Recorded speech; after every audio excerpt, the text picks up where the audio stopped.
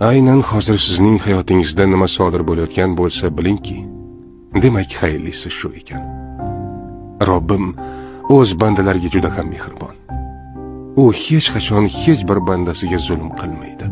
Hatto bizning boshimizga dard, musibatlarni ham bizning foydamiz uchungina bizga yuboradi. Sog'liqni qadriga yetishimiz uchun bir muddat xastalikni, boylikni qadriga yetishimiz uchun faqirlikni, sevganlarimizni qadriga yetishimiz uchun esa biroz yolg'izlikni ta'mini totib ko'rishga to'g'ri keladi. Ba'zan biz o'zimiz bo'lishga loyiq bo'lmagan joylarda bo'lamiz. Loyiq bo'lgan joyimizning qadriga yetishimiz uchun. Gohida bizni qadrlamaydigan insonlar bilan sinalamiz. Toki bizni qadrlaydiganlarni ajratib olib, ularning qadriga yetishimiz uchun. Bizning boshimizga kelgan har neda Allohning hikmati bor.